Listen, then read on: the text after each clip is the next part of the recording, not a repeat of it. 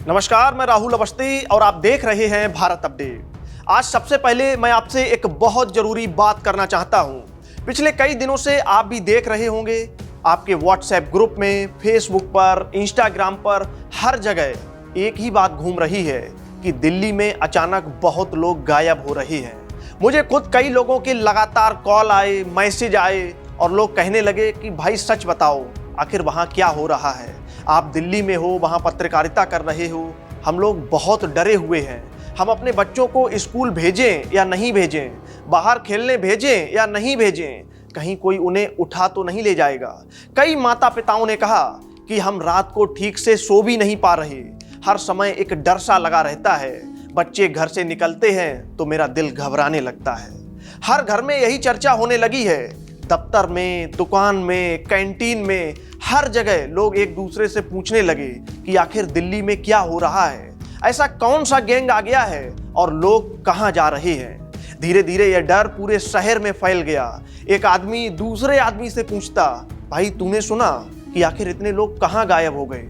दूसरा कहता कि हाँ भाई, मैंने भी वीडियो देखा है, बहुत खतरनाक लग रहा है। कई लोगों ने मुझसे कहा कि आप इस पर बात करो, हमें सही जानकारी दो और हमें सच बताओ, क्योंकि सोशल मीडिया पर तो बस डर ही दिखाई दे रहा है। इसलिए आज हम आपकी बातों को सुनकर सबसे पहले इसी मुद्दे पर बात करने जा रहे हैं और पूरी सच्चाई आपके सामने तथ्यों के साथ रखने वाले हैं। लेकिन मैं पहले ही आपको एक बात बताना चाहता हूं कि जब आप इस सच्चाई को सुनोगे तो शायद आपको मेरे ऊपर गुस्सा भी आ सकता है। आपको लगेगा कि आपके साथ धोखा हुआ है, क्योंकि कुछ लोग सिर्फ पैसा कमाने के लिए जानबूझकर आपको डरा रहे हैं, आपकी भावनाओं से खेल रहे हैं। और इनमें वो लोग भी शामिल हैं जिनकी रील्स आप रोज स्क्रॉल करते हैं, जिन पर आप भरोसा करते हैं और जिन्हें आप फॉलो करते हैं। इन्हीं लोगों ने मिलकर दिल्ली और मुंबई जैसे बड़े शहरों में अफवाहें फैलाईं, डर का माहौल बनाया।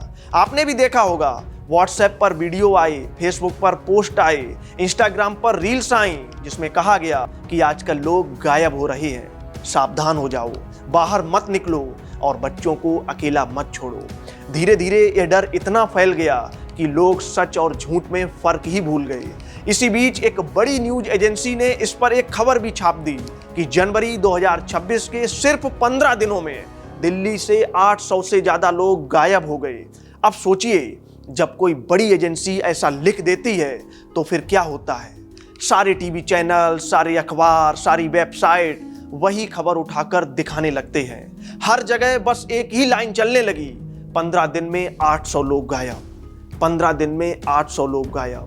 बार बार यही नंबर दिखाया गया और यही नंबर सुनाया गया और इसका नतीजा ये हुआ कि लोग और ज्यादा डर गए, माता पिता और घबरा गए, बच्चों से हर समय फोन करने लगे, लाइव लोकेशन मांगने लगे और घर पहुंचते ही कॉल करने को कहने लगे कि भैया घर पहुंच जाना तो फोन कर देना, हम बहुत डरे हुए हैं। कई माता पिता तो यह तक कहने लगे कि बाहर मत जाओ और अकेले मत निकलो। अब आपको समझ में आ रहा होगा कि यह डर कैसे धीरे धीरे पूरे समाज में फैलाया गया, सोच समझकर और पूरी प्लानिंग के साथ, और यहीं से इस पूरे मामले की शुरुआत होती है। अब आपको बताते हैं कि दिल्ली में जनवरी के पहले 15 दिनों में जो 800 लोगों के गायब होने की बात कही गई, उसकी असली सच्चाई क्या है।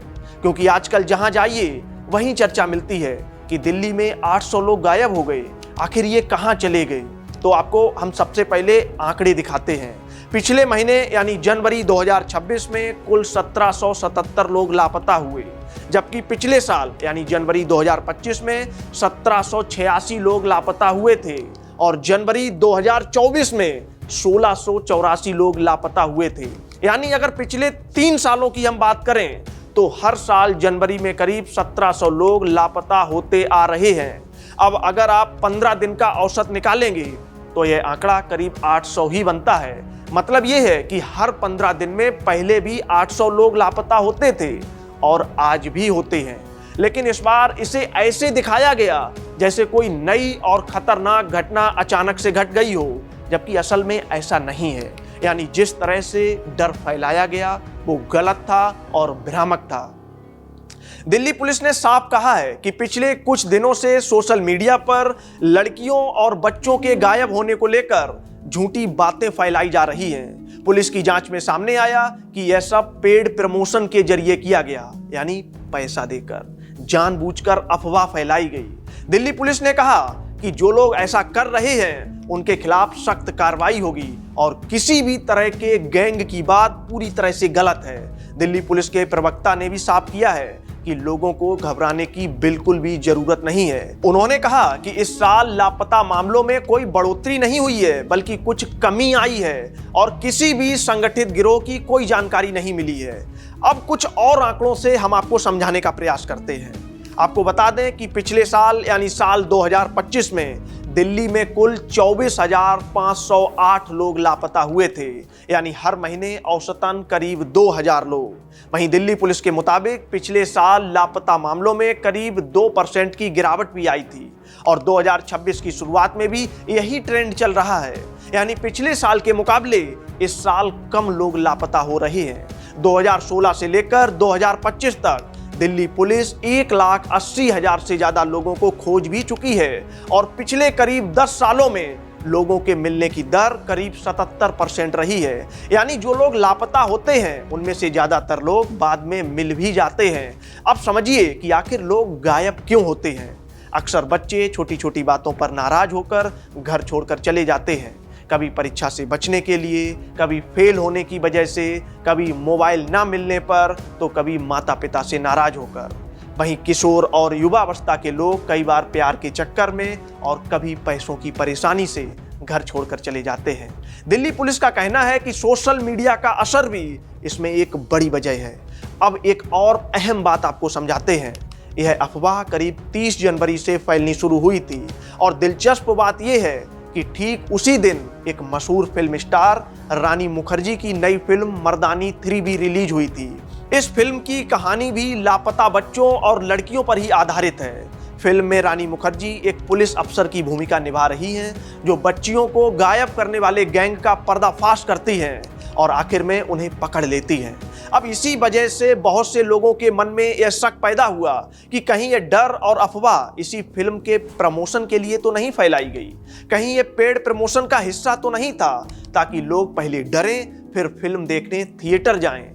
हालांकि अभी तक हमारे पास ऐसा कोई पक्का सबूत नहीं है जिससे सीधे सीधे हम ये कह सकें कि यह सब उसी फिल्म के लिए किया गया।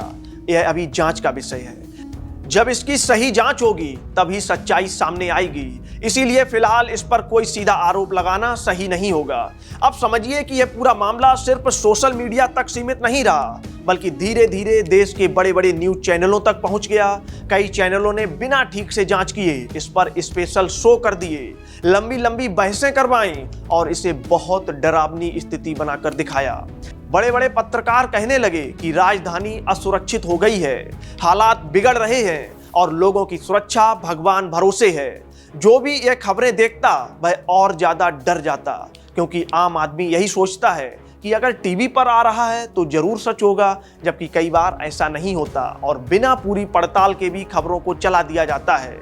इसका असर ये हुआ कि पूरे देश में माता पिता और ज्यादा घबरा गए, बच्चों से हर समय फोन पर बात करने लगे, लाइव लोकेशन मांगने लगे और बिना बताए कहीं न जाने की हिदायत देने लगे। धीरे धीरे यह डर हर घर में फैल गया। पहले सोशल मीडिया पर फैला, फिर न्यूज एजेंसी ने लिखा, फिर टीवी चैनलों ने दिखाया, फिर अखबारों ने छापा और आखिर में नेता भी इसमें कूद पड़े। इसी दौरान दिल्ली के पूर्व मुख्यमंत्री अरविंद केजरीवाल ने भी बयान दे दिया कि सिर्फ 15 दिन में 807 लोग गायब हो गए हैं, जिनमें सबसे ज्यादा महिलाएं और बच्चे हैं। यह हालत बेहद डरावनी है और दिल्ली की सुरक्षा भगवान भरोसे है। उन्होंने इसी आधार पर सरकार पर भी हमला शुरू कर दिया। अब सोचिए, जब एक बड़ा नेता ऐसी बात कहता है तो आम आदमी और ज्यादा डर जाता है। लोगों को लगता है कि अगर नेता भी बोल रहा है तो जरूर कोई बहुत बड़ी गड़बड़ होगी, क्योंकि एक कहावत है कि लोग कहते हैं कि धुआं उठा है तो जरूर कहीं न कहीं आग जरूर लगी होगी। लेकिन सच्चाई ये है कि अरविंद केजरीवाल ने भी वही आंकड़ा उठा लिया